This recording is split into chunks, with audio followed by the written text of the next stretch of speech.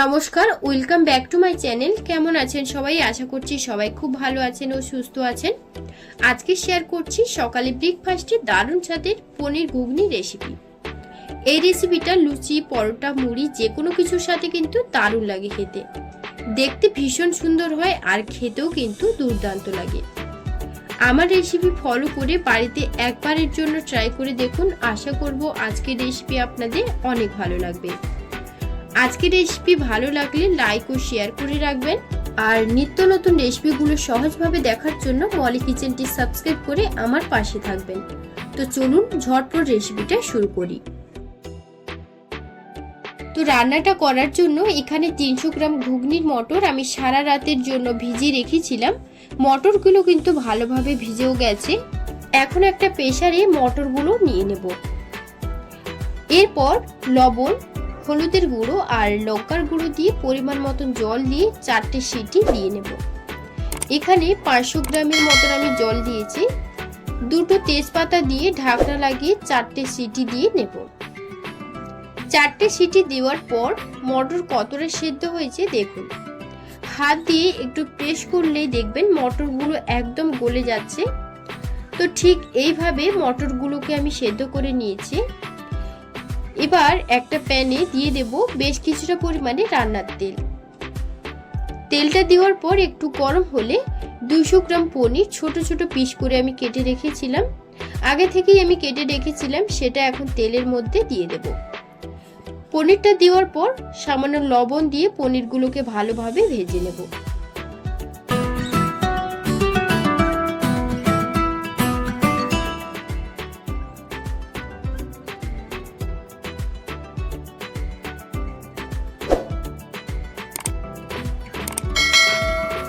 এই যে দেখুন, পনিরটা কিন্তু ভালোভাবে একদম লাল করে ভেজে নিয়েছি। এবার আমি একটা বাটির মধ্যে পনিরগুলোকে তুলে নেব।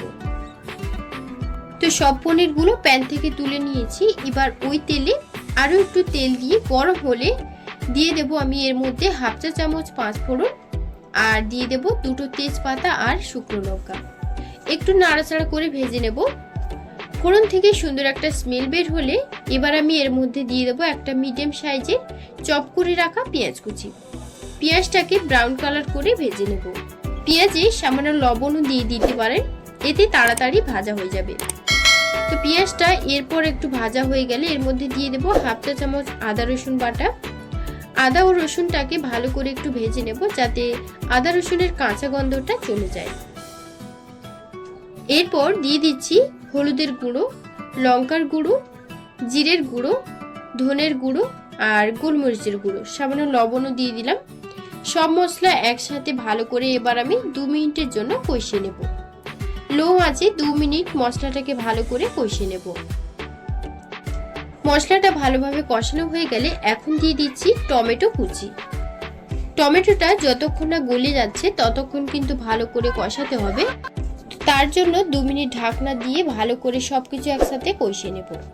এখন একটু ঢাকা দিয়ে দিচ্ছি যাতে টমেটোটা একটু ভালোভাবে সেদ্ধ হয়ে যায়। তো 2 মিনিট পর ঢাকনাটা খুলে নিয়ে নাড়াচাড়া করে মশলাটাকে ভালো করে কষিয়ে নেব। এরপর কেটে রাখা আলুগুলোকে দিয়ে দিচ্ছি। আলুটা দেওয়ার পর আলুটা মশলার সাথে ভালো করে কষিয়ে নেব।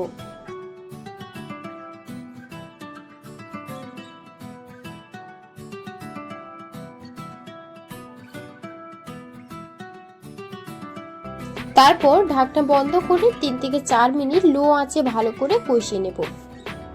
4 থেকে 5 মিনিট পর ঢাকনাটা খুলে নাড়াচাড়া করে 2 মিনিট ভালো করে কষিয়ে নিয়েছি। এবার সেদ্ধ করে রাখা ঘুগনিটা দিয়ে দিচ্ছি। ঘুগনিটা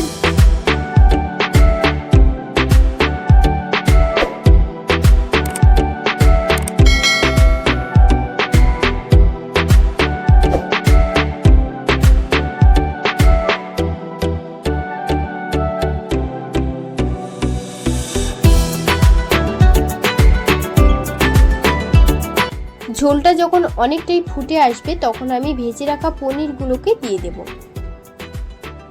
পনিরটা দেওয়ার পর 5 থেকে 6 মিনিট হাই ফ্লেমে ভালো করে ফুটতে দেব।